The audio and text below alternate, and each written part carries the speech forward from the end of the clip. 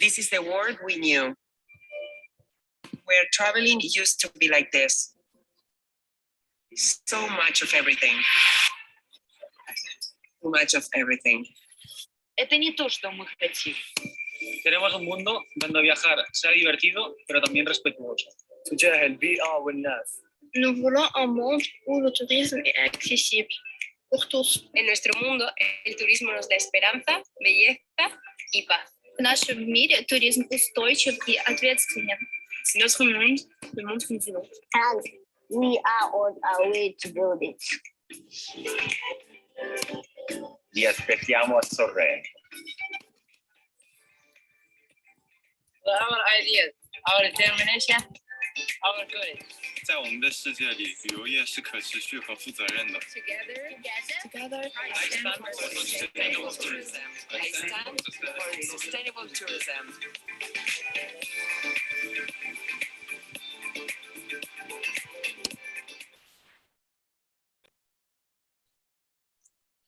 Good afternoon.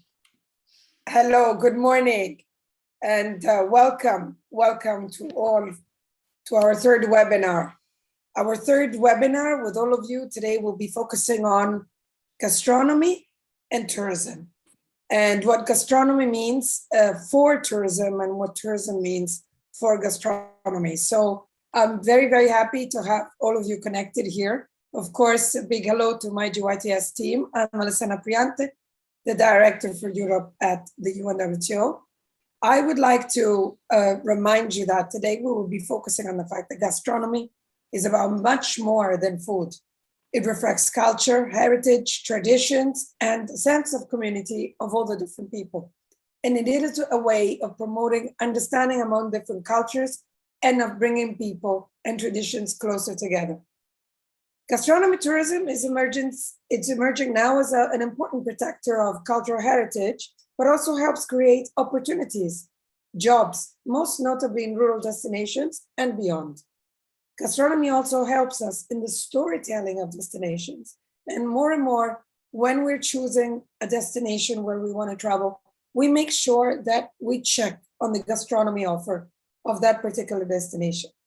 So we're here very proud and very happy to welcome an incredible representative of how gastronomy is important, not only for the culture, but also for what really, we can bring when we're generating a gastronomy narration. I'm very happy here to welcome Nutsa Surgoladze, all the way from Georgia. Hello, Nutsa. Hello. Hi. Hello, everyone. Nutsa we're very happy that you joined us. We know that you have a very busy schedule. Nutsa is a chef.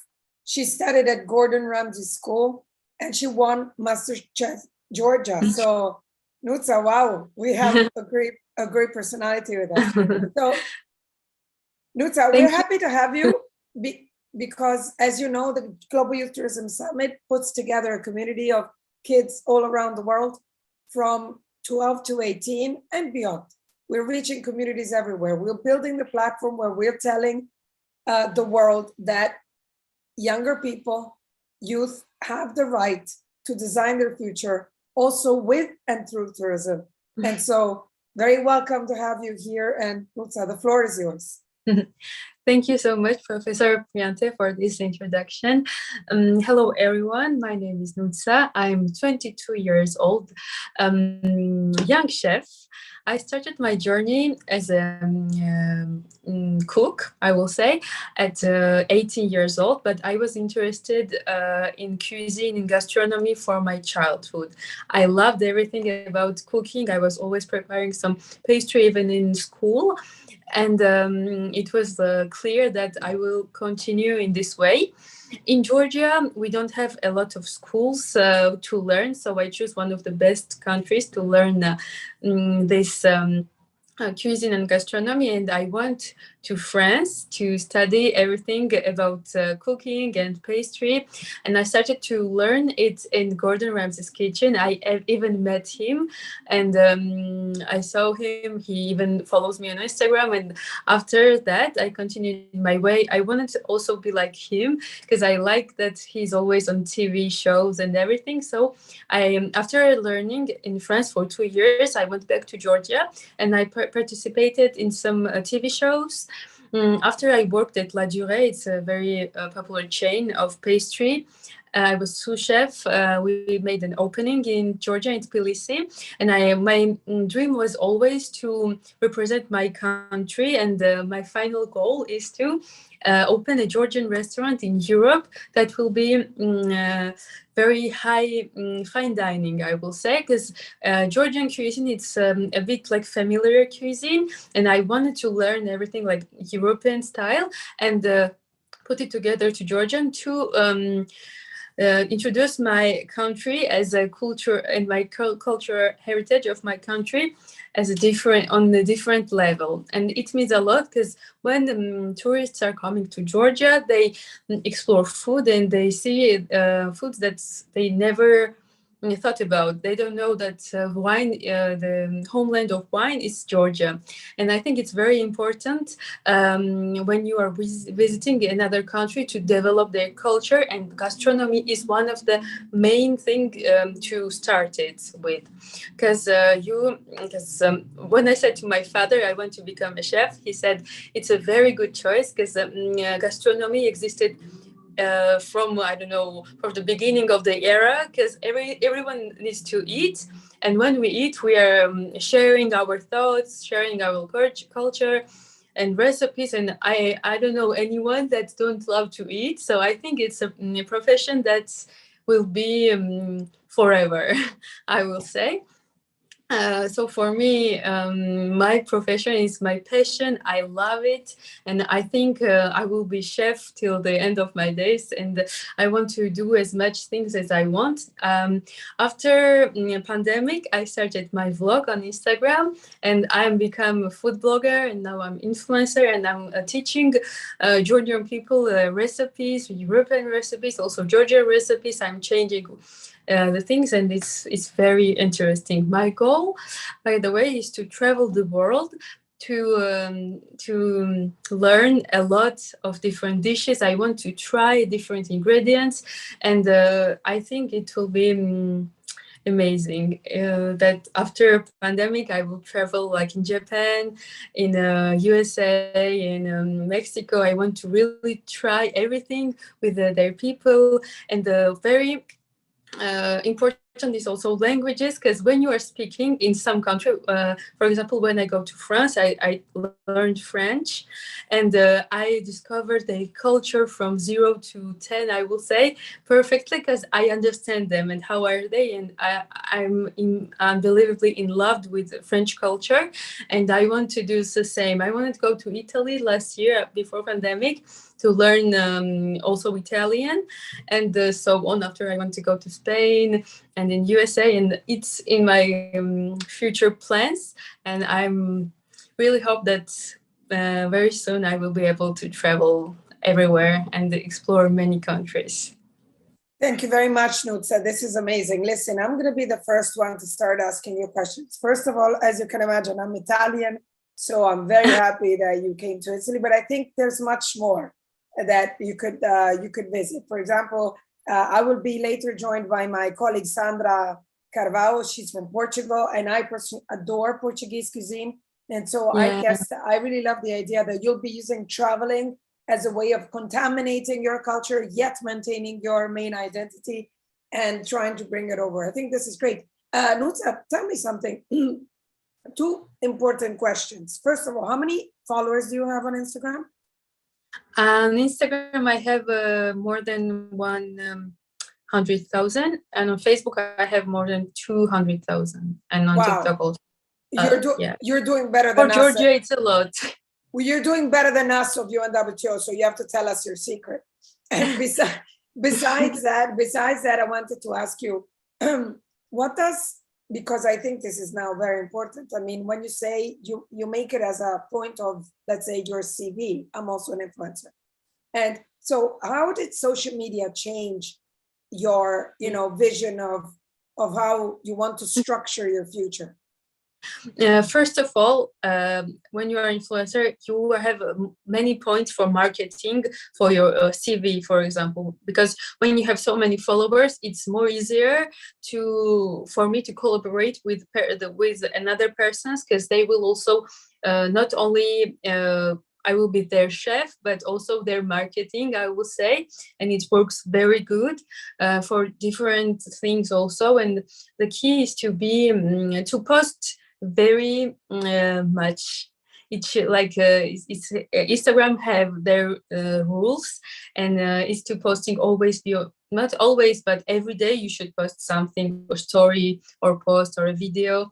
And the main thing is that you are giving something to your followers. For example, me, I'm giving recipes, and they're always coming to my page to check if I post something new. And plus this, I'm also I won't say fitness influencer, but I lost 17 kilograms. So I have also a page about healthy lifestyle, and I'm doing healthy recipes. And I have second Instagram, Nutsa's Fit Diaries, where I post like healthy recipes, healthy desserts. And I'm telling my influencers, telling my followers how to be in shape, how to make some exercises, how to eat, and how to have a good mental health. So I'm I'm giving a lot of good advices, and that's why people are following me more and more, I think. And like they like how I speak, and I'm always speaking, and I don't know, this is you have a new follower here. I hope that your recipes and everything is not in Georgian, because me too, I need to lose kilos, even though I'm not 21. So definitely, maybe next year I can say that I am, the Nutsa Surgula. I follow Nutsa Surgula's as planned, and why not? So I'm Nutsa, planning first of to all, do international blog also. So please, we need that. Yeah. And Nutsa, you are definitely coming to Sorrento with us. So please allocate a space in the day between 27 June and 3rd July. We'll be delighted to have you. And since you're an influencer and we're streaming this webinar live, I really hope that you have alerted all your followers about it, and you're going to get them to follow us, because sadly about this situation that is going in Ukraine, we are not active in Georgia very much on Instagram and Facebook, because everyone is a little bit sad, and we try not to overpost on social medias. You're absolutely correct. Nevertheless, the beauty about videos and internet is that it stays. So we just want to make sure that your beautiful words and your beautiful example stays. So just make sure that all your followers tune in at Youth Tourism Summit on Instagram, follow us on our Facebook page and on our website. Nutsa, now it's time for the questions from the real people that are going to be with the pleasure.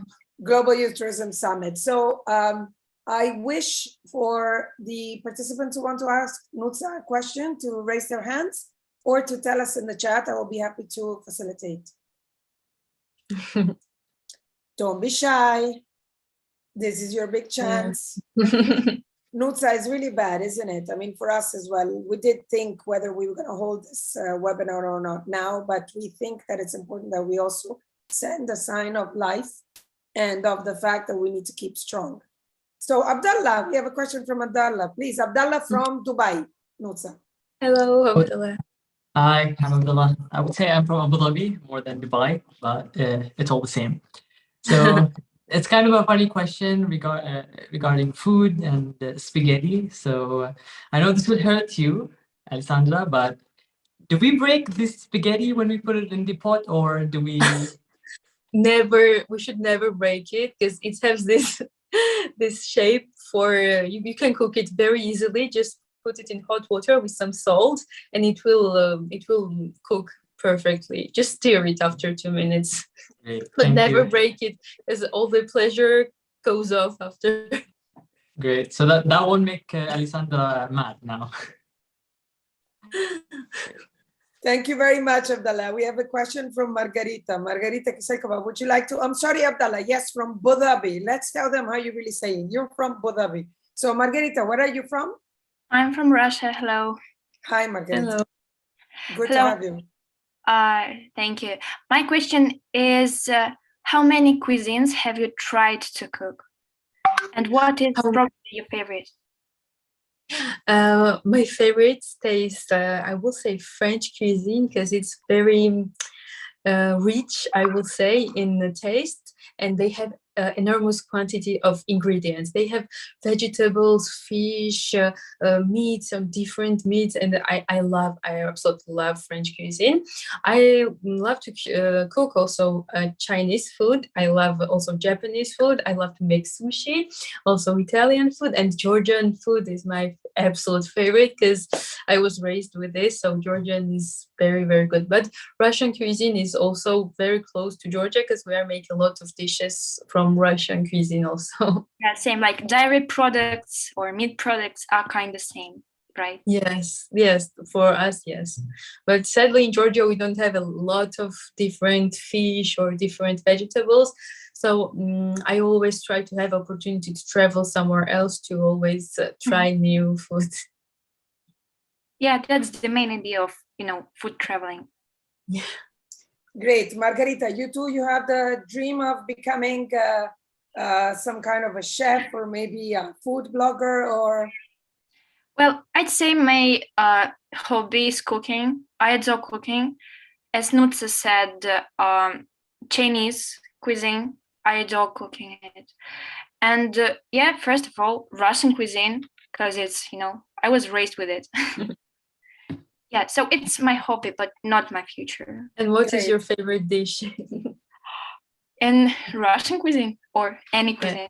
In Russian cuisine. Well, I'd say borscht. Borscht is beetroot soup. Yeah. My mom does very good borscht. Can you, please, for us that don't know, what is that? Beetroot soup? So it's like a red soup. Yeah, it's red. It's like a usual vegetable soup, well, with beef, but you also add beetroot in it. So it's red. And also you can use cream or sour cream to make it tastier. Okay. Yeah, it's traditional Russian soup.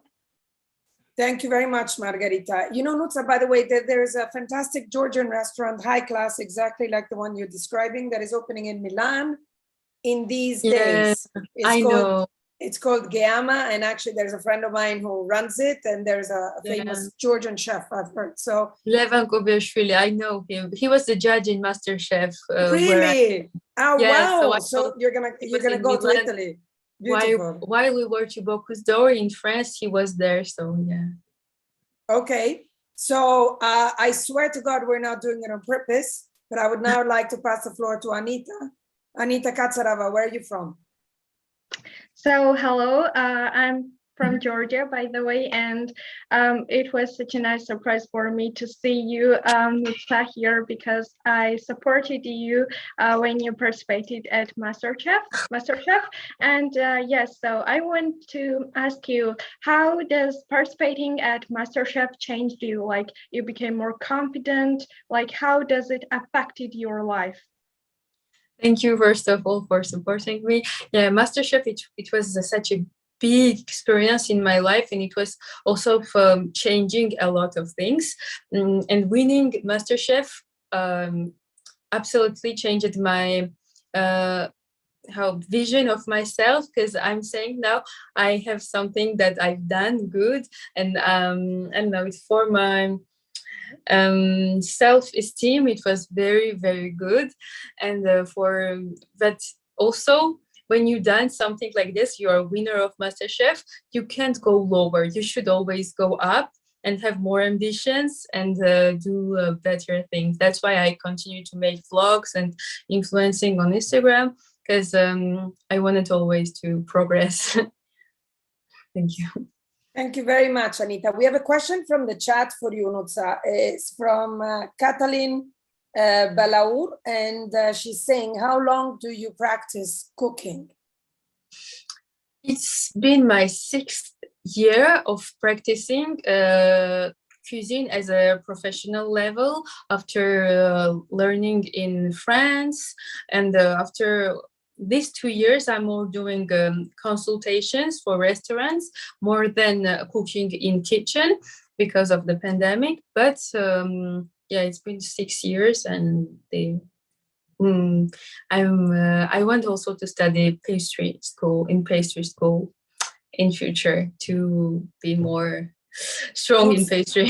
Nutsa, how does that match with the diet part? Because you know, you talk I have about a secret. la durée, you know. Yeah, but the secret is 18-hour fasting, and when I do this, plus I'm doing exercises 5 times per week, I don't gain any weight, and you can eat everything. Nutsa, that applies to you. You're 21. You know, Yeah.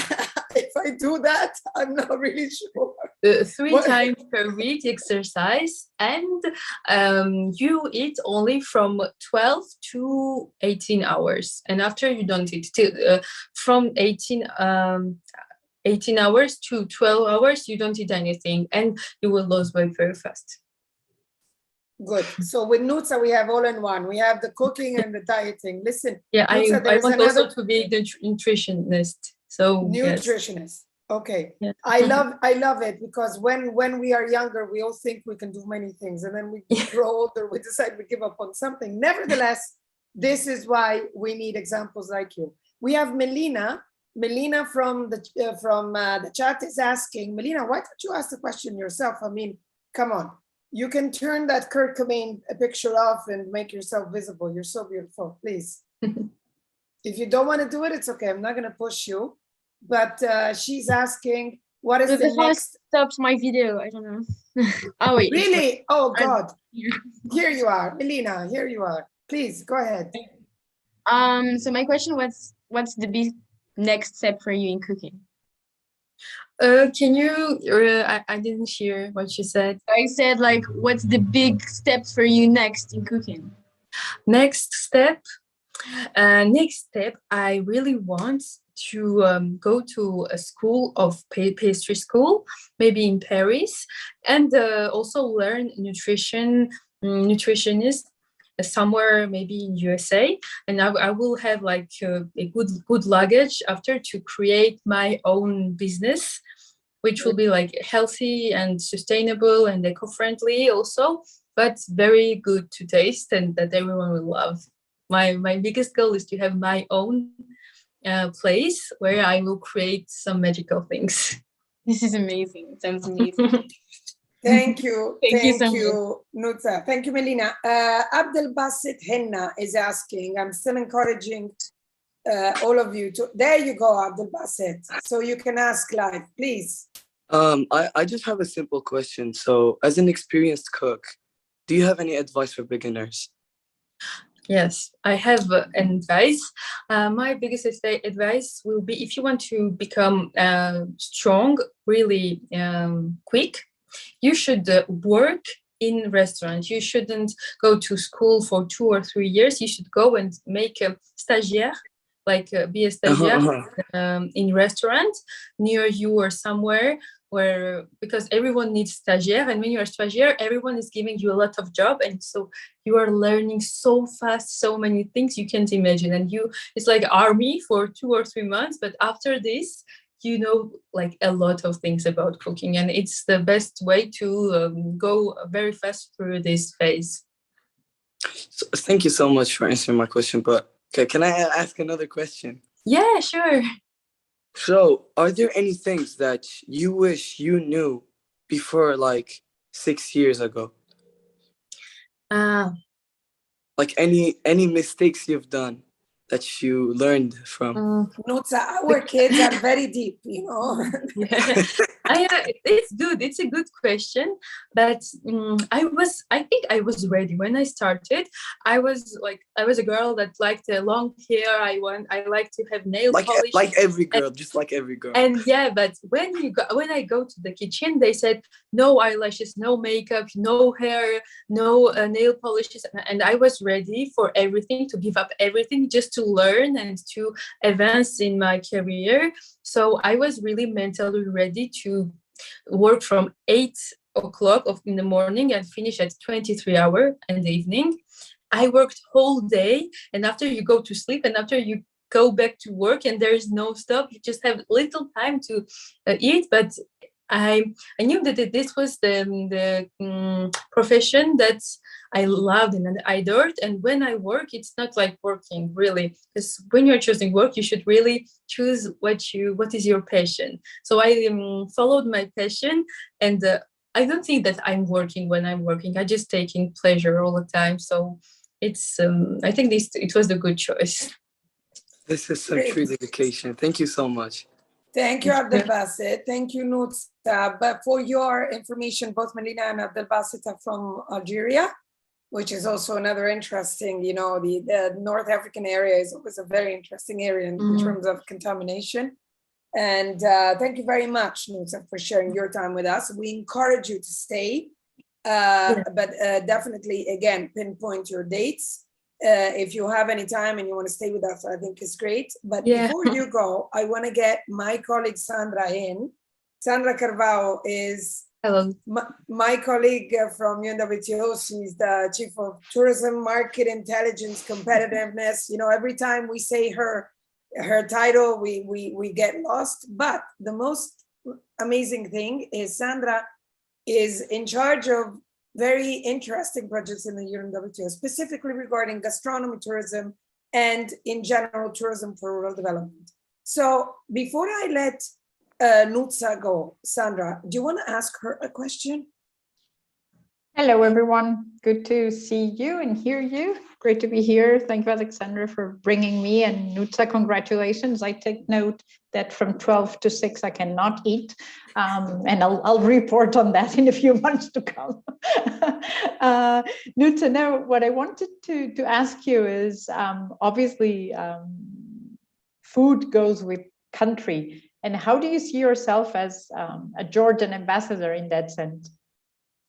I'm trying always to bring some Georgian food and Georgian wine everywhere I go. I'm always bringing it in my luggage. There's always 2 or 3 bottles of wine for the country where I go, to give it to someone that will be interested in this. And I'm always telling them that it's from Georgia that the wine comes. And we were in Lyon in a very big exposition in France, and we were just talking about our country. It was back in September, and it was just exposition for Bocuse d'Or. It's a very, very big, it's like an Olympiad of cuisine. And we were just talking about our country, and it was just, I was volunteering, and I love I'm so proud of my country, and I want more and more people to learn about my country and to come visit, and that our country becomes more and more popular in every way. Thank you, Nutsa. That's an amazing way to actually give a little bit of your country to everyone you meet. Congratulations. Thank you. Thank you. And you might know that, we know a little bit about Georgia in our UNWTO, because our Secretary General is Georgian, and definitely by the way, he took us to Georgia for the first time specifically for the Wine Tourism Forum. We've been there, we've seen everything, we've seen how important it is. Obviously not a very broad topic when it comes to minors. So let's skip on that and let's focus on food and the importance of gastronomy tourism. Once again, thank you so much, Nutsa, for being with us. Your time is so precious, and God bless you with all your dreams, and see you in Sorrento. Yeah, thank you. Thank you. And then Sandra, so let's bring it back to the more sort of structured way of how to use gastronomy as not only an important element of our tourism policy, but as you were mentioning, how gastronomy can serve to actually be a symbol of the destination. So please, Sandra, the floor is yours. Thank you, Alessandra, and nice to meet you all. I think Nutsa has inspired us all with two words that I thought was very interesting. One was magic and another one was passion. So I think those two go very well with tourism, because this is what we want tourists to go back with. They want to go back with the passion of having been in a destination, and also with the magic that they will take back, and that image. Someone said that generally you enjoy more of a food, obviously, if you're in the destination, and your memories will be influenced by the people you're with and what you have around. So I'm sure that that is a key element. I just wanted to maybe share with you a little bit of a broader view, because we've been talking about gastronomy and we've been talking about chefs, which are critical. But I think there's another part which often we don't look so much at, which is the products. And, you know, we all know how our countries are strong in specific cheese or in specific agriculture products, vegetables, which, you know, in many countries are very well known. We have in Northern African, for example, or through the Middle East, dates are something that, you know, people associate directly with the destination. So I think it's very important that we can work, and talking to Alessandra's point in your destinations, when you think about specifically development, how do we bring all these people together? No, because we have the chefs. It's fantastic if they work with local products, because that will bring the local products to another level of exposure. And there's always this discussion about how do we keep tradition in receipts, and how do we innovate.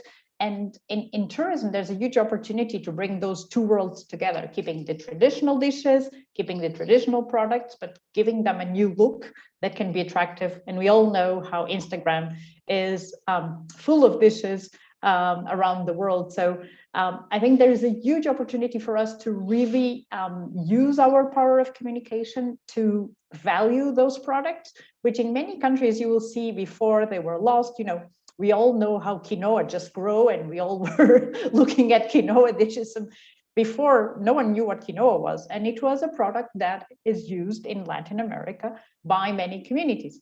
So I think we need to look at this relationship between food and tourism beyond just gastronomy, but using gastronomy for giving it, you know, the world stage for a local product as well.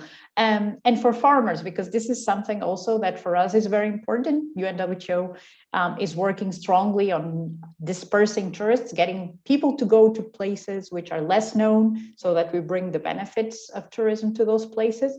But we need the farmers to be part of that. So I need to go to a destination and know what's the product there. I need to go and visit the producer and see how things are done. And then I can tell the world, or I can cook and tell the world. So what I wanted to say to you today, and particularly for those who look at this area in tourism, is the importance of looking at the whole process of producing a dish. And also, how do we value the products that are part of it? And for those who are interested in looking at gastronomy tourism from a more technical perspective, we do have some guidelines that we have developed with the Basque Culinary Center here in Spain. And we're very happy if you look at them and see how you can develop a destination in your country, or from a gastronomy tourism point of view. And just as a parenthesis, I'm Portuguese. So for those who don't know, pastel de nata is one of our biggest pastries around the world. And we're also very well known for cod, which is a funny story because we don't have cod in our shores, but it is our national dish. So we bring it from Canada and from Norway, but we made it our national dish, which shows how the world is made of global experiences that a country can actually use as its national dish, something that it hasn't have in its shores. So that's all from my side, and very happy that we can have this discussion with you, and more than anything else to also hear your own experiences. Thank you so much, Sandra. Yes. Pastel de nata, Nutsa. I don't know how that works with the window. That's when you go to Lisbon and you have them fresh, like little warm and stuff. I don't see them fitting in any specific intermittent fasting window. Nevertheless, it's a pleasure. I assure you, you can eat it. I'm still. sure. I'm sure. One, but you can eat. one, exactly. That the problem is stopping at one, but nevertheless, Sandra, thank you so much for your time. But before letting you go, I just wanted to ask you something. Like, we want these moments to be as an inspiration, you know, for anybody. Now, you have a lot of experience in the tourism sector. You have basically done this all your life from Portugal and now in UNWTO for quite a few years. When did you realize that gastronomy and in general, you know, of course, wine also, but in general, enogastronomy, so the whole sort of eating and drinking part of a destination was really assuming a lot of importance as also a part of the culture? When did you have this illumination? Well, I don't know if it was an illumination. I think it's something that we have seen probably in the last 10 years growing. It goes with also the shift in our sector. I always say we were a relatively young sector when you compare us with other sectors of the economy. And before it was very much, you know, everyone going to one destination, seeing the same things, running. And we started obviously to see people looking for different experiences. I always say, you know, local wood, I think is really what people want these days when they travel. They want to feel, eat, move, and have memories like local. They want to be totally integrated into the culture of the destination. And gastronomy could not be the best part of it. I think, you know, having that experience and also taking it back. I think what Nuta says is very important when she was saying that she goes around with bottles of wine, not because of that. But we have a very interesting relationship between even other economic activities like exports and gastronomy and tourism. And I think there's, I always tell this story because I started working in my country in export promotion. And for me, promoting that part of my country was such a pride because I wanted people to know what we do. And I think this is super linked with gastronomy tourism, and then tourism came afterwards.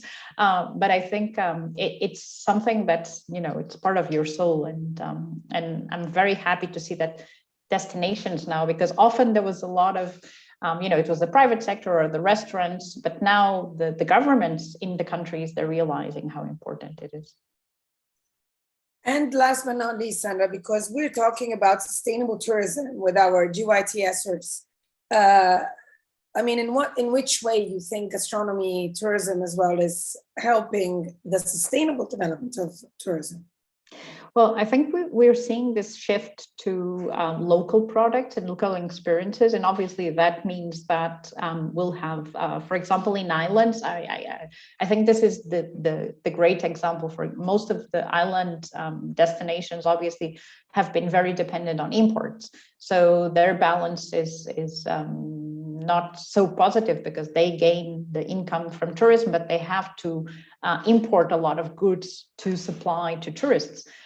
So with that shift of people consuming more local products, more local food, more local dishes, it actually has a huge impact in the economy, but also on the sustainability of the whole value chain. You're not bringing, you know, mangoes from I don't know where else to an island which doesn't have mangoes just because people want to have it for breakfast. They will just have the fruit that exists in the country.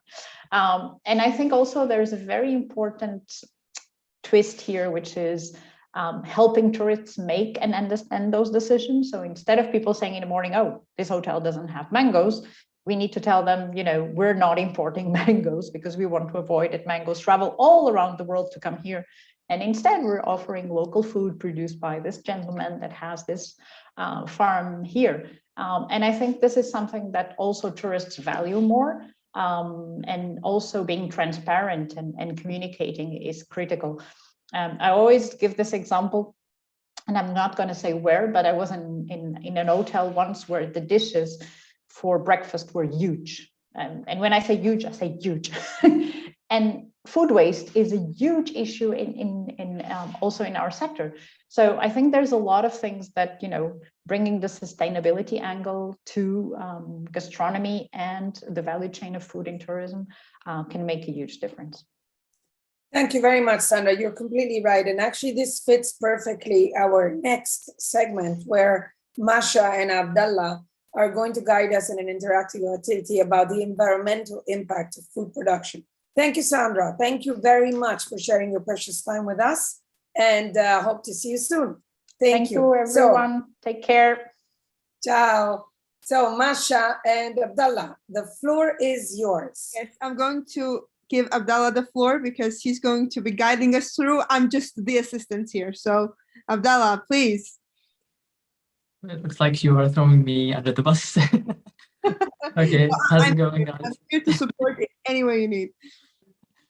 Okay, so let's have this quick activity. And what I mean by quick is like a 15-minute activity where I want to hear your voices and probably turn on your cameras. So we want to see your beautiful faces.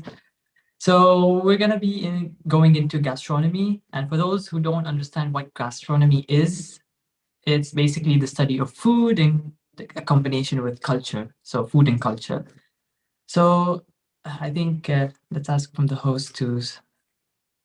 Oh yeah, you have to, guys, please join this quiz, the live quiz on slido.com. You have the code here. So Abdallah, just because to remind us, we just need to open our camera and basically look at get the QR code, right? Yes, and if you're not able to, please go to slido.com and then you'll insert this code and you will be able to enter the quiz. Thank you very much for participating now. Okay, we're waiting for your names to appear now. Let's see. Everybody join.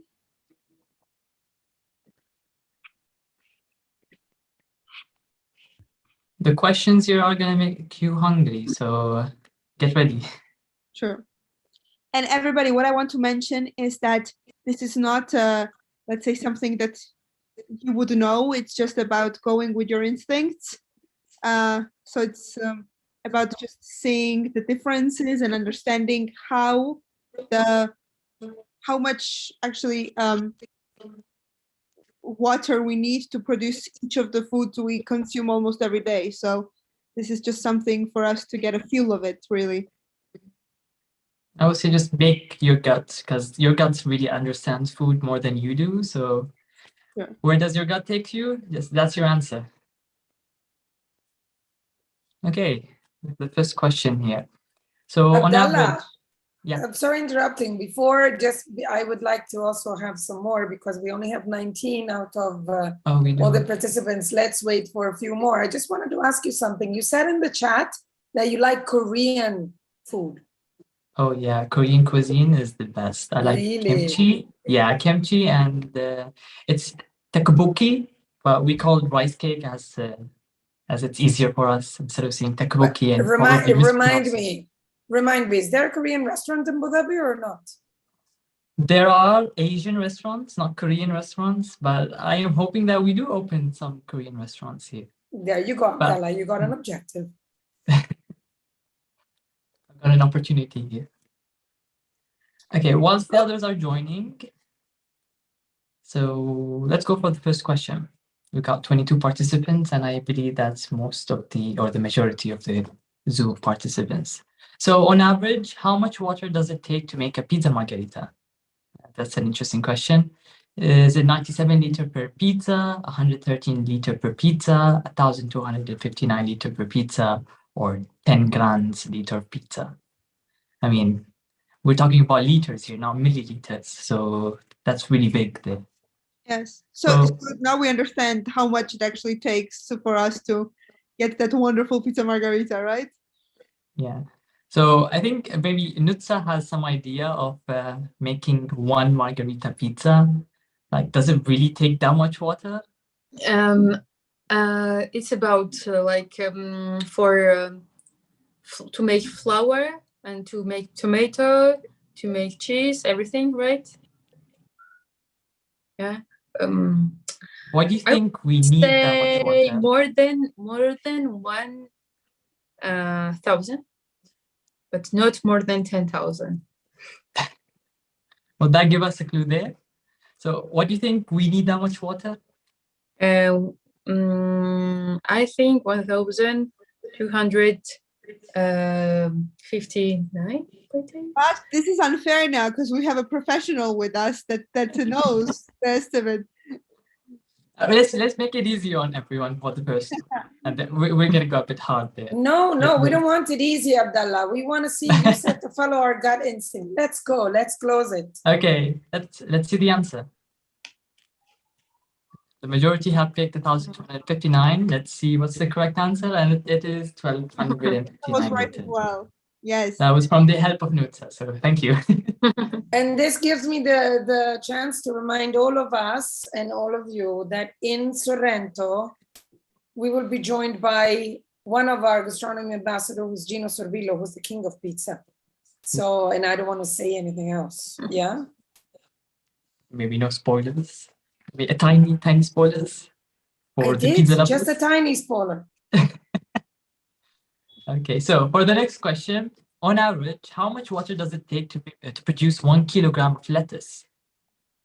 And for those who, I mean, probably most of you know what lettuce is. It's a green vegetable that kids don't like. They usually take it out of their burgers and sandwiches. Oh no, I was not that kid. I liked my lettuce, so. So what do you guys think? 1 kilogram of lettuce, how much water does it take to produce? 58 liters, 237 liters, 1,059 liters, or 10,852 liters? Sorry for those who go by the gallons. So we only have liters in the answers. No gallons, unfortunately. But we can say that 1 gallon is equal to how many liters on the internet? So 1 gallon is about 4.5 liters, according to Google. All right, so we have 42% that chose yes, the correct answer. See, guys, you can feel your guts working. You know what you're talking about. Well done, everybody. You know your food. Yes.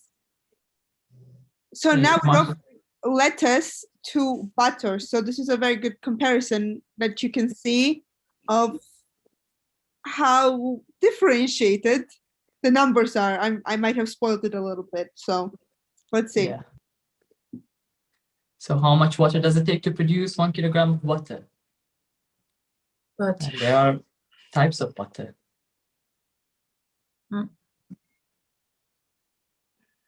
So do you know, maybe?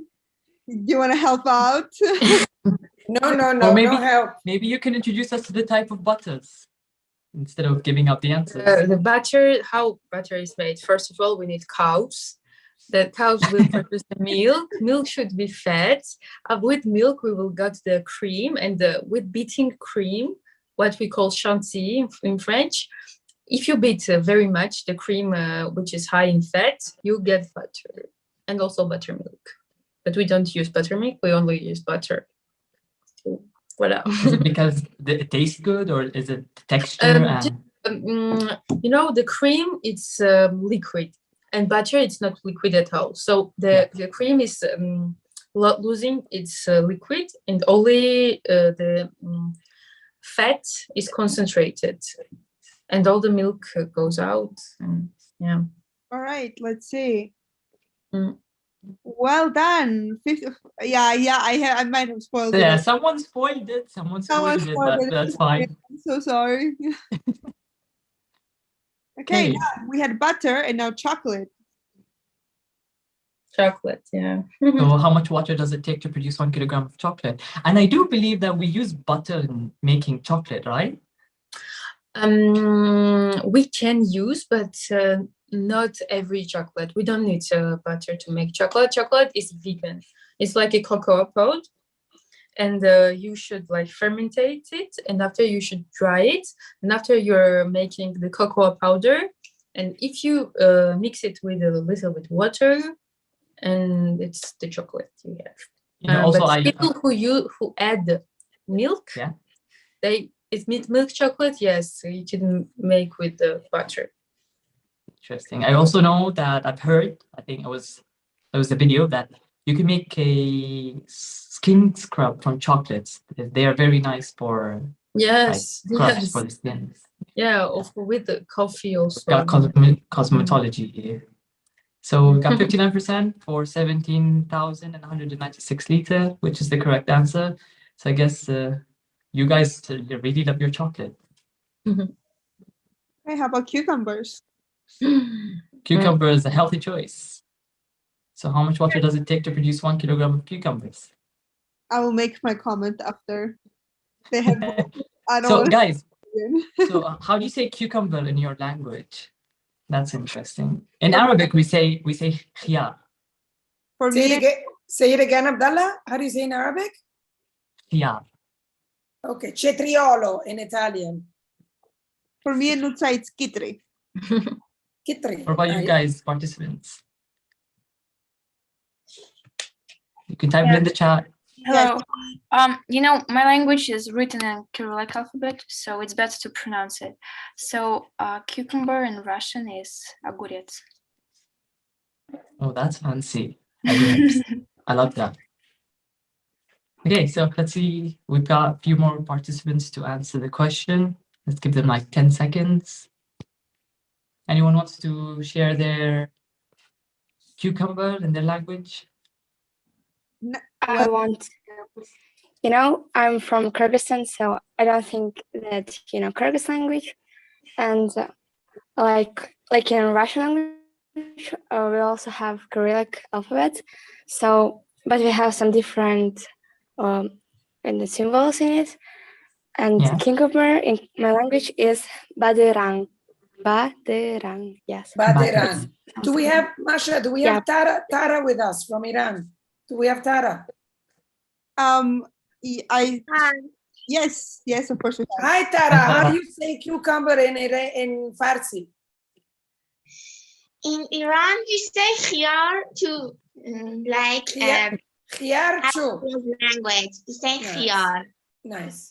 And it's my favorite fruit. Really? Yes. Oh, there's a debate there. Do you think it's a fruit or is it a vegetable? It's a vegetable. It's vegetable, sorry. Guys, one thing I want to mention here is that you see that. But in Iran, we use cucumber as a fruit more than as a vegetable. You see? Brava, Tara. Tell them. You know, it's a relative perspective. So I feel that, for example, I took the wrong answer here. So that's interesting. It's getting more and more difficult. I love it. But you know what, boss? This just shows that eating healthy is not only good for you, but it's also more sustainable. True. Yeah, so indeed. Chocolate used much more water. This one I know. You do. Not to make pasta, to produce it like from the scratch, from the. You know, I do want to try to make pasta from scratch. So how much do you guys, how much do you think do you need water to produce 1 kilogram of pasta? Yeah, so this is dry pasta. Don't forget, dry pasta. Oh, dry pasta. So like sometimes when I buy like a store-bought pasta, it comes in like it's crunchy and it's hard. But if you make a homemade one, it's a bit smooth and chewy.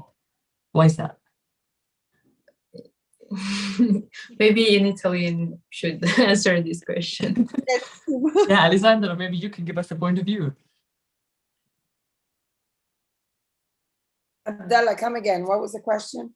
So like when I buy like a store-bought pasta, it comes in hard and very crunchy, but a homemade one would be chewy and smooth. It doesn't really work like that, Abdallah, because you cannot make every type of pasta that you buy. You don't necessarily make it homemade with the same process. So the type of homemade pasta normally is pasta that you first of all, you need to put a lot of eggs. So it's a much softer type of pasta. And you either use it as a base, for example, for the lasagna, or you can use it like for the tagliatelle ragu, fettuccine ragu. But normally the best pasta is the one that you put in the water and you boil for 3 to 4 minutes, not more. So the dry pasta that you buy, the industrial treated pasta, takes a little bit more because it has a different production form. So it's slightly different. Okay. So the answer is 1,849, and 77% of you do love pasta. So that's great for Italy. So moving on to potatoes.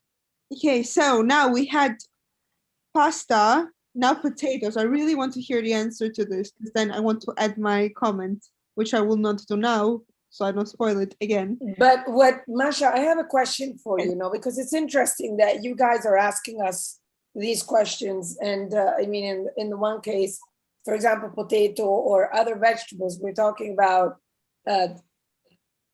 something that grows in the earth. Yes. So that is very interesting because, as well, vegetables have an ability to adapt to the scarcity of water. So I think that is, you were saying something that I would like you to expand a little. You were saying that this is important when we're talking about sustainable policies, for example, for the environment.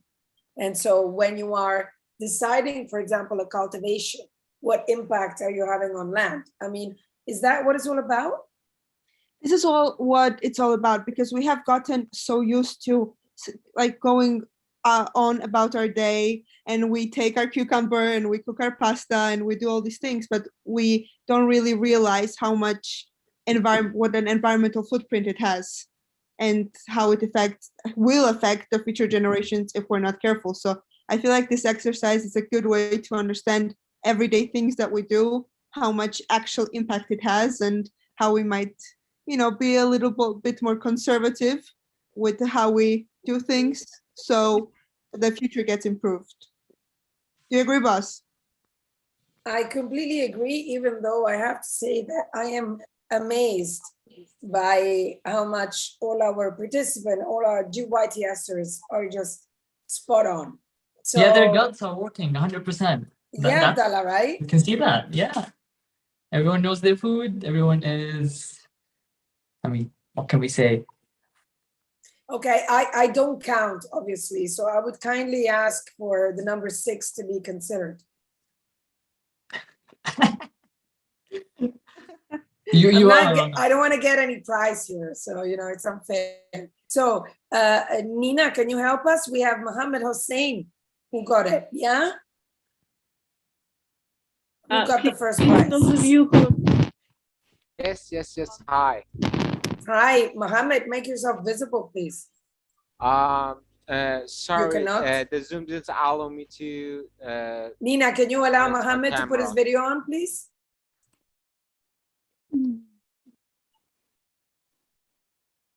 Guys, I have to leave. Sorry.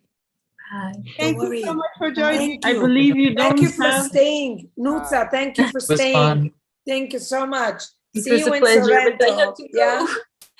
Bye. It was a Bye, pleasure. Nutza. Thank you. Bye. I believe Zoom is not recognizing your camera because I don't even see an option to Yes, have a camera for you. Another device and come in again. Don't worry, Mohammed. We will see you a little bit later. Mohammed, can you remind us how old are you, where you're from? Remind actually all your colleagues. Hi, I'm from Iran. I'm with Taro Gampar. It's a pleasure to be here with you guys right now. And yeah, that's it. Thank you so much and well done. Congratulations on winning the challenge. Super. Thank you. Actually, I was learning about food, so I know a little bit about all of this. So I actually cheated in the past months. Yeah, sorry guys. Okay, no, don't worry about it. It's not that nobody cheats in life. Don't worry. So, Masha, Abdallah, you've done a fantastic job, but I'm sorry that maybe we're a little bit too long because I really wanted Nutza to stay and to hear the video of her colleague. So now I would like, Nina, I think now is the time, correct? to see the video from our UNWTO ambassador, Michelin star chef, Elena Arzak.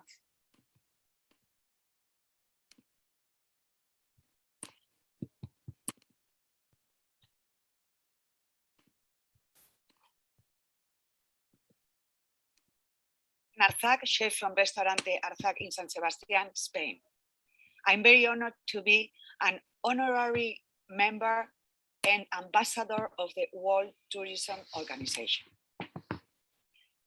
Congratulations for the first Global Youth Summit in Sorrento.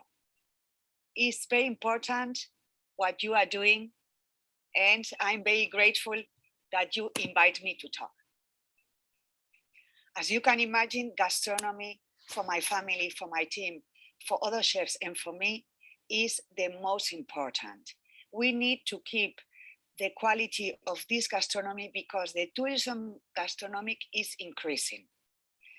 This tourism is related very to our culture, is related to our land, is related to the nature, is related to the essence of a land. I know in the summit, the young people, you are going to talk about a lot of points that are very interesting in the gastronomy today. You are going to discuss about sustainability. You want to have a sustainable gastronomy. You want to talk about history. You are going to talk about nature. You are going to talk about sports. You are going to talk of all the exits that gives you the gastronomy. Please don't forget that you are the future. Think about a good education.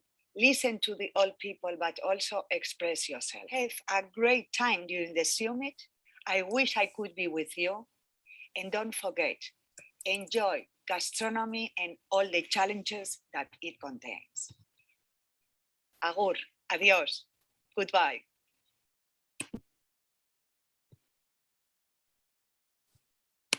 Thank you very much, Elena, for joining us.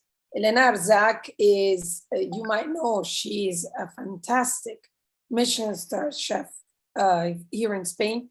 And we're very proud to have her as the UNWTO ambassador. For us, it's very important that the UNWTO to have ambassadors like Elena, because really we need people from the real world to spread the word about how important sustainable, responsible, and universally accessible tourism is. Now, I see the face of my top co-host, Azer Abazaliev from Azerbaijan. Azer, I mean, you are becoming the superstar of our webinar, so I'm really happy to pass you the floor for the next game. Thank you, Alessandra. Hi, everyone. Nice to see you all here. As Alessandra announced, we're gonna have our next game, and in this game, we're actually gonna play it on Zoom, and you will see the questions. There are 10 questions. You will see the names and the photos of different food from all over the world, and you need to choose from which country do you think they are generally associated with. I will be giving you some information in the background about this food, and let's say approximately you will have around 3 to 4, maximum 5 minutes to choose the answers. All 10 questions are on your screen right now. Please make sure to choose as you believe so. And as I said, I will just go one by one, giving some little information about that. So the first question is paella. This dish takes its name from the wide, shallow traditional pan that is used to cook the dish on the open fire. It generally consists of the round grain rice, variety of green beans, rabbit, chicken, sometimes duck, seafood, and also variety of lima or butter bean. It's cooked in the olive oil and chicken broth. Its yellow color comes from saffron, but turmeric and calendula can be used as substitutes. By the way, as you see, there will be a lot of culinary terms while we do that. So next one is tom yum. It's a type of a hot and sour soup, usually cooked with the shrimp and prawn. Its name means, the tom means boiling process, while yum means mixed. It is made with fresh ingredients such as lemongrass, lime leaves, lime juice, fish sauce, and crushed chili peppers. Bani chow, which is often referred as a bani, is a fast food dish containing a hollowed out loaf with white bread filled with curry. And it has various types all over depending on which part of the country you're trying it. Kitfo consists of minced raw beef marinated in a chili powder-based spice blend and a clarified butter infused with herbs and spices. Kitfo comes from the word which means to chop finely and to mince. Mansaf is made out of lamb cooked in a sauce of fermented dried yogurt and served with rice or bulgur. The name of the dish comes from a term large tray or like large dish. As you probably can see from the photo, it's served in a large dish. Ceviche is a seafood dish typically made from the fresh raw fish cured in fresh citrus juices, most commonly lemon or lime. It is also spiced with chili peppers and chopped onions, salt, coriander, and other spices. Fondue is a melted cheese dish served in a communal pot over a portable stove heated with a candle or spirit lamp and eaten by dipping the bread into the cheese using long steamed forks. Very, very interesting process. Feijoada is a stew of beans with beef and pork. The name comes from the word feijao, which means bean. Stew is best prepared over the low heat in a thick clay pot, usually served with rice, with sausages and other dishes. Kimchi is a side dish of salted and fermented vegetables, and such as cabbage, radish, and wide selection of seasoning is used, such as garlic, onion, ginger, and others. Koshari is a dish widely popular street food.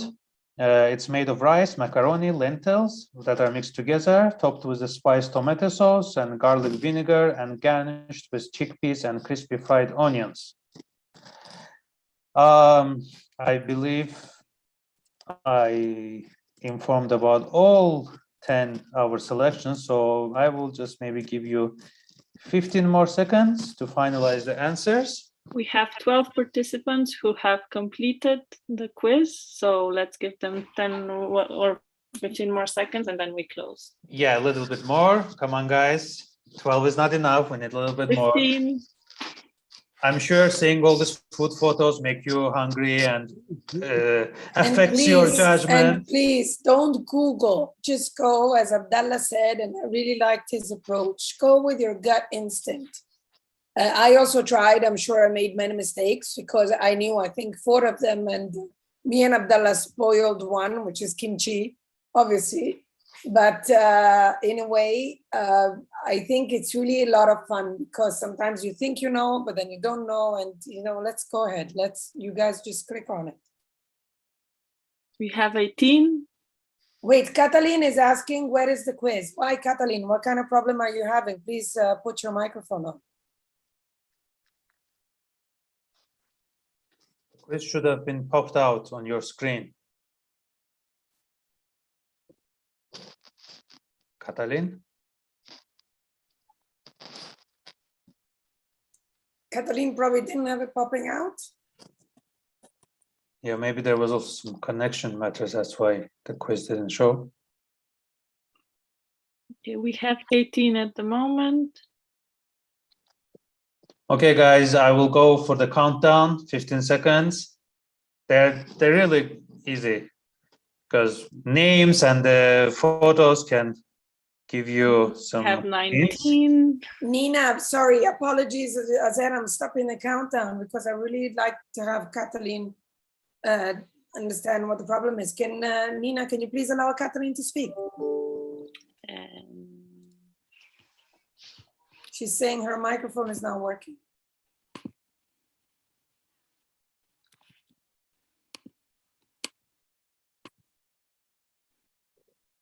So maybe it's her problem, Nina? I think he means that his microphone doesn't work at all, like not because of that. So Catalina, I think the quiz came out, like popped out on everybody's screen as an automatic thing. So maybe there is an issue with your Zoom. Sorry for that, but maybe we can send the quiz later when there's always time. Yeah. So Azer, please go ahead with the countdown. Sorry interfering. Yeah, no. Okay, so 10, 9, 8, 7, 6, 5. It's already closed. Oh, okay. So let's. Sorry. So now we will see the results. So paella, I think the sounding also kind of gave you information. It's from Spain, where our headquarters is situated, and we get to see it often. Tom yum is a soup from Thailand. Banh cho, as we said, is one of the fast food options from South Africa. And by the way, it was one of the, let's say, contributed by Indian community of South Africa. So that's why it was curry. Kitfo is from Ethiopia. Mansaf is from Jordan. I actually tried that when I was there. Very beautiful, very nice. Ceviche is from Peru. Fondue is from Switzerland. I personally prefer the chocolate version, not the cheese, but still. Feijoada is from Brazil. It is also widely used in Portugal as well. Kimchi, as it was spoiled by Alessandra and Abdullah, is from Korea. And koshari is a dish from Egypt. So I got two wrong, Azer. Which ones, if may I? I got, well, now I would say Nina, is it possible to put the quiz back? No. Yes, let me just save the results. All right, but in any case, for example, this one, I didn't know it was Egypt. And I've done, I chose Uzbekistan. I don't know why I thought we were gonna put Uzbekistan. So that one, I got it wrong. And the other one I got wrong was Bani Chow, because I didn't know that it was South Africa and I somehow put Ecuador. But so I got it completely, if I put Myanmar, I got it completely wrong. So that's interesting because it's like, even from the look of it, you would associate it with a country and then it's something else. I don't know. I would like to know how many of you got it, like any of you who got it all right? No, I only had like one false. The rest was true, surprisingly, but just one. Well, Melina, you're a superstar. That's why. So, Nina, do we have anybody who had like 100%? We allowed for anonymous participation in this one, so we don't have. No, I'm talking numbers, not names. Okay, let me just. I only got Tom Yum wrong. I got everything right. You guys in Algeria are really sort of, gastronomy freaks. That's good. I think I've got all. Luigi. All right. Oh, Yeah. God, really? God bless. Wow. And which is your favorite dish among the ones that you saw? I think paella, because I like how it looks in the image. So, have you ever tried it? No, but I'd like to.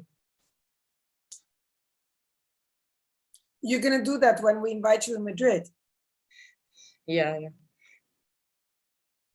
Or if you ever get a chance to visit Valencia, not to start the discussion, but there's a lot of people saying that Valencia is the birthplace of paella. So, and as you guys see, there's a lot of food. Like while we were preparing this game, we also learned a lot of many new names, many new options of food, many different, let's say,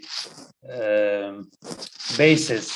Some of them are soup, some are the fast food, some are with meat, some are with fruits, vegetables. So there's a very wide options, very different options for us to explore. And I hope we all get a chance to try some of these dishes in the future and enjoy them. So I would like to give, I think we have finished with this quiz, and thank you everyone for participating. And back to you, Alessandra. Thank you, Azed. If I recall correctly, Mashiko, tell me if I'm right. If I recall correctly now, do we have a second game? No, we're done with the games, but I do have an assignment for our delegates. So I hope all of you are ready to hear it. And we're looking forward to getting back your amazing pictures and amazing responses back. So to the assignment, what we want to ask you is to send us a picture and a recipe that represents a traditional dish from your country. So we would like, again, for you to send it to us at gyts@unwto.org. And if we could give you a deadline for Monday at 9 a.m. All the pictures will be posted and we will tag you and we will share it with our followers on Instagram and Facebook. So we would very much appreciate all of you sending us a picture so we can share it with everybody else.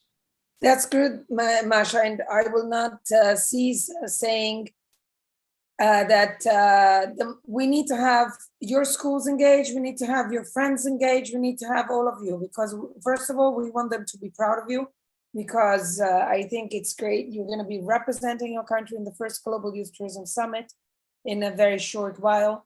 These are very difficult times. We're not hiding, guys, okay? Well, but we think that there's many ways of talking about difficult times, and one of them is to actually look into the future. And what we want to make sure that you never lose your hope in the fact that your future will be bright and will be a peaceful, colorful, and dynamic future, one that you can shape, and you can always have a say, and adults have to listen to you. So please continue following us on Youth Tourism Summit on Instagram. Make everybody follow it, because we need to build that community of beauty and of sensitivity, because that is it's going to make us a happier generation and a happier world. Masha, talking about numbers, if I recall correctly, we had a challenge last time, wasn't it? Yes, we did. We got pictures sent by our delegates that represented a sustainable practice from their countries, and it was shared on all the social media platforms. Do we have a winner? Yes, we do, but I want to give you the honors of announcing. But if you want... Masha, no, Masha, I'll leave the honor back to you. And please let us know as well numbers, because I think numbers were absolutely amazing. And I think that the problem is not just the amount of numbers. I think the point here is to really get attention on what your country looks like, because not everybody knows. It's like dishes, no? It's like many countries we've never been. So I think it's important. Pictures do a lot, and they also spark our imagination. So Masha, the winner is? Yes, the winner is Sultan. Are you here, darling? Yes, I'm here. Should I turn my video on? Yes, please. So I'm gonna tell you the numbers as well if you want, but this is from the deadline. We screenshotted the number you had, so it was 879. Well done. Very good. Thanks. Brava, Sultan. Brava. Thank you. Thank you. Boss, I'm giving you the honors of giving the prize away. Because, Kyrgyzstan is not that popular country because it's located in Asia and it's not that big. So when my classmates, when my siblings knew when they knew that I'm participating in this Youth Tourism Global Summit, they were so amazed and they were proud of myself. So all my friends and people whom I know, they supported me with this participation, with this a competition. So yeah, thank you. Sultan, we're very proud and we're very happy. I was also amazed. I mean, I have never been, and it just looks fantastic with this contrast between the water and the mountains. I just want to ask you something. There's snow now, right? No, this winter wasn't that cold and there was a little amount of snow this year. It was sad because I expect a real snowy winter, but it wasn't. Okay, Sultan, you are, as the lucky winner of this competition, you are going to be participating to the gala dinner with the celebrities of GYTS in Sorrento. So, yes, and of course, more prizes to come for the next competition. So, Sultan, once again, congratulations. Yes. Thank you. I want all of your colleagues to congratulate you as well. Please show your love for Sultan. I'm sorry, but I'm not Sultan. I'm Sultanat. Okay, Sultanat. No, sorry, us. Masha, don't mislead me on things, I'm sorry, that was my fault. I'm so sorry. Sultanat, great. But from now on, your name is Sultan. For the GYTS team, your name is Sultan. No, just joking, Sultanat. What does that mean, by the way? Does it have a meaning, your name? In Kyrgyz language, it means like, a huge celebration because this name was given to me by my grandmother because I was her first granddaughter. So it was like a big celebration for my family. So they give me a name Sultanat. That's great. Well, God bless our grandmothers. I think we can all join on that. Okay, so I would say that now it's time to leave the floor for all of you in case you have any questions. Do you? Abdallah, I'm not believing you have no questions. I mean, I'm saving it for Sorrento, but... No, don't. We know that you're going to produce more. We know. So, instead of here, we have the old Sultan. Sultan is a male name and means as like a boss or the president. So, no, yes. Yeah. So Sultanat is like she said she's a celebration. Maybe she's the boss. That's what we're trying to say, right? I mean, yeah, sure. Okay, so listen, thank you, Abdallah. We have Margarita, please, Margarita. Nina, if you can allow Margarita to open video and audio, please. Yeah, once again, hello. My question was about sending a dish and a recipe. Russian cuisine has a lot of items, different drinks, different dairy products, and I'm kind of lost of what should I choose. Azer, do you want to answer this? Or Masha? What is the topic? Many ingredients or something very unique, very special? It is basically up to you, Margarita. Like we know that there's a lot of cuisines with many different options, and it can be your favorite food. As you mentioned, borscht. It can be the food that you, from Russian cuisine, that you always wanted to try but never tried. So it's up to you. It can be a dairy product. It can be with meat. It can be something vegetarian, something like a soup, or as you wish. We just ask you for you to decide, to choose, and send it to us, and along with recipe. And we will, and of course, we're sending us your Instagram handle so we can publish and tag you, and hope that everyone else in the world who follow us can see that. Well, I would like to point out one thing, is that we just received a message from someone watching us on YouTube from Pennsylvania.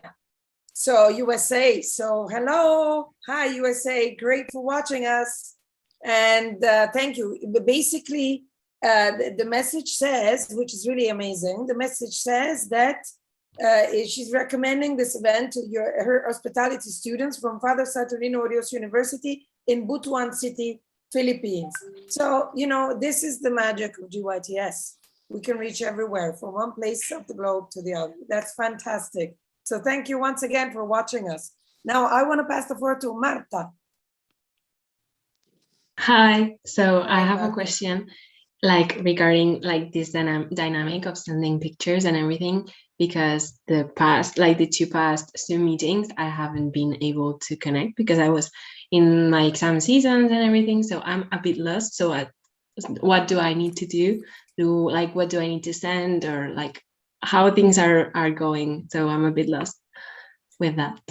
Marta, thank you very much for making this very clear to us. Again, the fact that we're streaming on YouTube doesn't mean that you guys cannot tell us what you think. Je suis en conférence.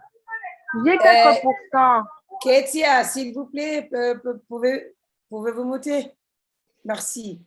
So Marta, first of all, thank you for joining us. Yes, we're very happy you were able. When we do these, let's say, competitions, we're just basically trying to dynamize and spark your, your professionalism in becoming an ambassador of your country as much as of a tourist, because of course you need to be what we are trying to change. So what we want you to do in this specific case is regarding a dish. As Azer was explaining already to Margarita, you just choose a dish of your liking. Specifically, if it represents your country is the best, and you put a short recipe, and then you invite all of your friends and anybody. I mean, you cannot invite anyone. We just, the people that follow the page, they can just put their comments and like what you're doing. The point of all this is to really create that knowledge base that is going to stimulate the cultural dialogue as well between all of us and us with the rest of the world. For me, the news that there's someone watching us from the US and someone watching us from the Philippines at the same time is absolutely fantastic. So this is what it's all about. It's about you. It's about what you want to tell us about yourself. I hope that solves your doubts. And if you have any other doubts, Marta, just write us. We're always here for you. Okay, perfect. Thank you very much. So now I am going to pass the floor to Ketia. Now, Ketia is going to, I don't know if I said your name correctly, but Ketia is asking me to speak in French. So I will try to facilitate the translation for that. Ketia, merci beaucoup d'être avec nous. S'il vous plaît, si vous voulez vous présenter et dire, vous parlez de où, de quel pays?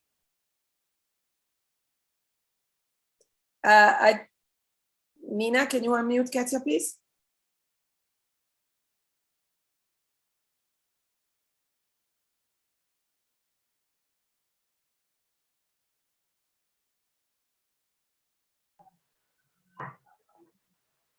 Hi. Voilà. Donc, je m'appelle Ketia et je suis enfant reporter de Kinshasa. Je vis à Kinshasa, en République démocratique du Congo. Congo, magnifique. Oui, République démocratique, DRC. République démocratique du Congo, oui. Oui. Et donc, du coup, je suis ambassadrice pour la cause climatique. Donc, dans mon pays, je défends la cause climatique et environnementale avec UNICEF. Mais j'aimerais savoir un peu ce qu'on prévoira de faire à Sorrento ensemble par rapport aux problèmes des pays comme le nôtre. Ça veut dire des pays ravagés par la guerre et par la crise. Donc, les plus belles régions de mon pays sont des régions dévastées par la guerre. À l'est de mon pays, la guerre contre le Rwanda et la RDC fait en sorte que le tourisme soit vraiment étouffé. Et donc, je ne sais pas si c'est possible, quand nous serons à Sorrento, si nous pouvons trouver des solutions pour remédier à tout ce genre de problèmes et que vous êtes prêts à aider les pays comme mon pays à trouver des solutions par rapport au tourisme et à l'environnement. Ketia, je vais vous répondre avant de vous traduire. Aujourd'hui, on est ensemble pour parler d'un webinaire spécifique sur la gastronomie et sur le pouvoir de la gastronomie pour le tourisme. Mais la question que vous avez posée, que tu as posée, c'est une question très importante et je crois qu'on va la traiter directement à Sorrento, physiquement. Et je t'encourage, Ketia, de parler avec nous aussi avec l'email, avec les autres moyens. Si tu as des idées à proposer pour les projets spécifiques, bien sûr, on est à ta disposition. Merci beaucoup. Et j'espère que vraiment, on va te voir à Sorrento physiquement, j'espère, oui? Oui, excusez-moi aussi, Alessandra, parce que j'étais pas au courant et je viens à peine d'arriver. Je Pas savais pas de que vous parliez de problème, Ketia. gastronomie. Pas de problème, pas de problème. On est ici pour toi Merci et on est beaucoup. très heureuse de t'avoir avec nous. Et merci beaucoup. So I'm going to quickly translate Ketia. Merci. Ketia, who's just joined us. So she didn't really know that we were talking about gastronomy, but she wants to put down a very important thematic, and she wants to know, and she wants to be sure that we're talking about it when we go to Sorrento, to say, how are we going to use tourism to promote? Maybe we need Ketia to mute herself, to promote or to at least protect through tourism areas like the Democratic Republic of Congo that are devastated by the internal war. Now, as I said before, we will talk about war. We will not talk about war. We will talk about how tourism can overcome situations like wars, because it is very important. Again, we're not here to close our eyes, but we're here to be positive about what the future awaits us. Merci beaucoup, Ketia. Thank you very much, Ketia. And we're looking forward to having you physically in Sorrento. Anybody else wants to ask a question? Related to gastronomy, possibly.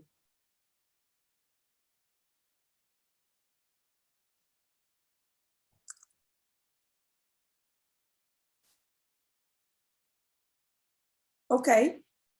I see that there's no more questions, so it's time for an evaluation survey.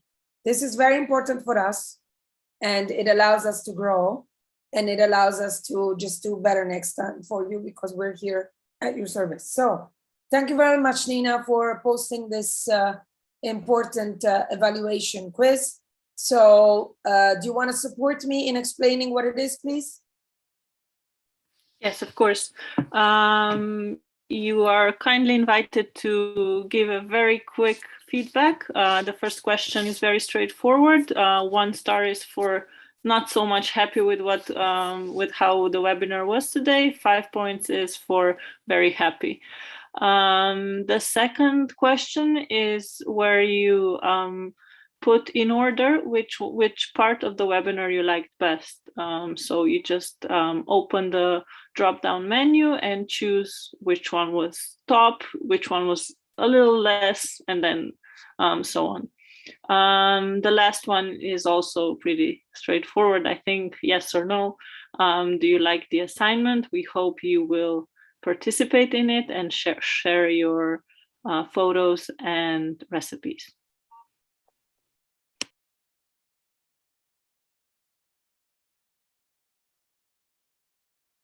And Nina, just to point out, the survey is anonymous, isn't it? Yes. Good. So can I also put my evaluation? Of course. Good. So and no one's gonna know what I said. I love that. So please do heavily use this instrument, because it's very important for you as well, and for us to know what we can do better next time. And this time we will not close when there's only 15 participants. This time we will not let you go until you finish.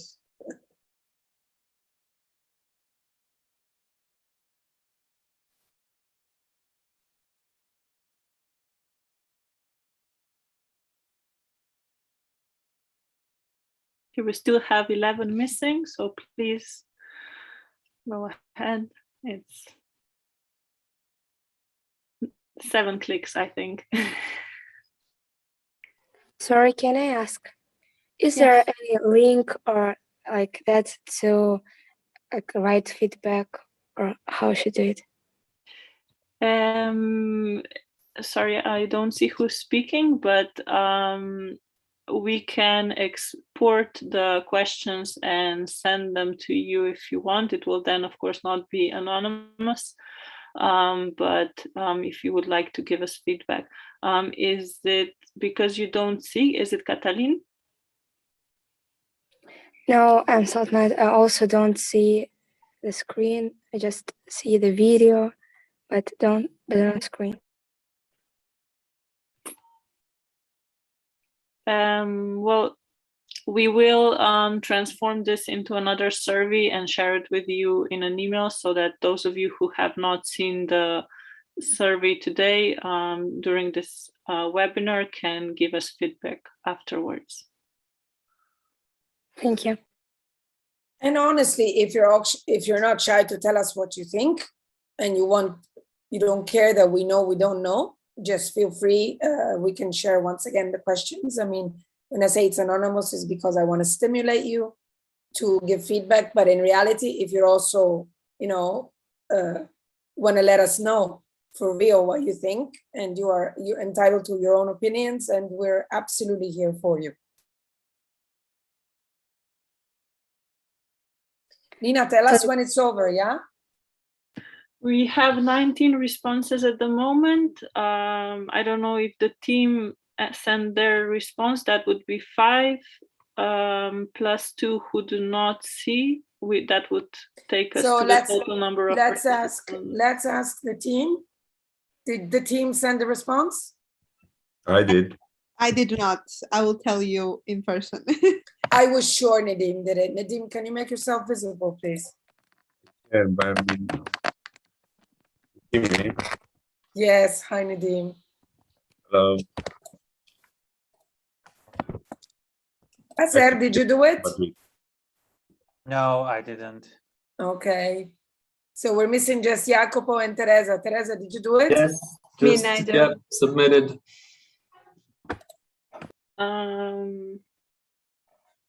I'm still missing 6 people. Yeah, I also have that mistake. The link. Okay, so we have 3 people who cannot. That would mean that we were still missing 3. Yeah, right.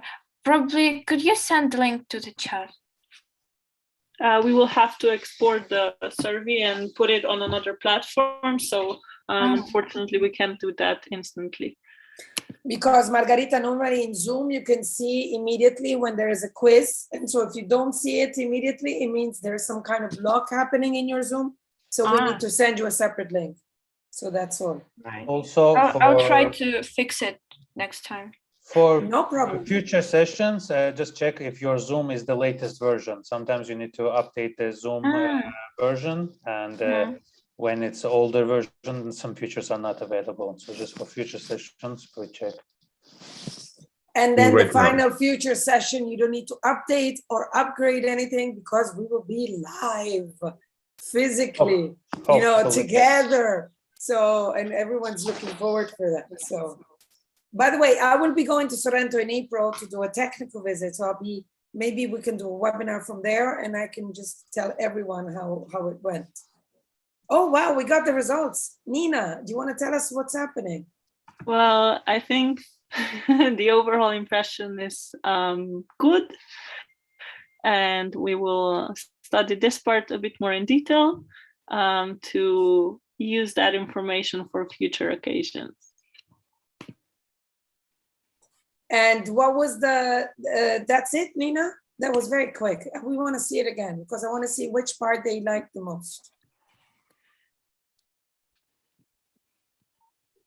I think with the keynote, I think we have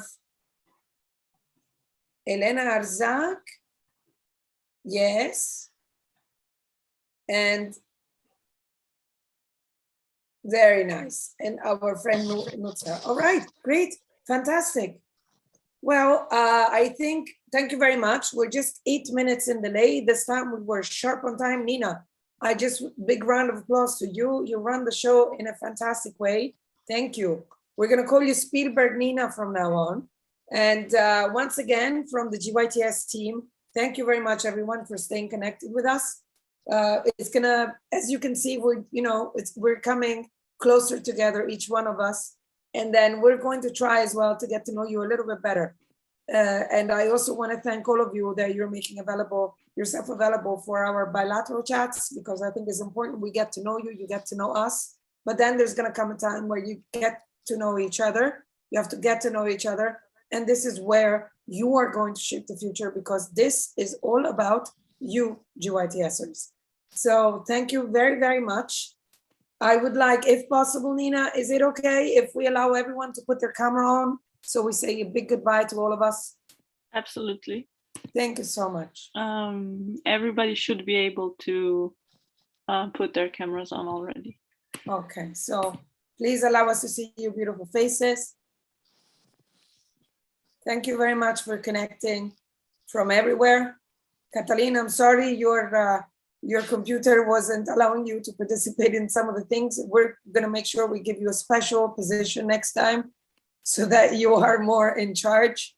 Thank you very much. Thank you, Ketia, as well. Merci beaucoup. Yurica, it's so good to see you. Thank you, Tara. Thank you, everyone. Luigi and Ebony, I need your cameras on so that I can make a family photo. Otherwise, you appear with your names. That's it. That's amazing. And so from Alessandra, Jacopo, Nedim, Azar, Nina, and Masha and Teresa, we want to say a warm good afternoon. Have a great continuation. For those of you entering the weekend, happy weekend.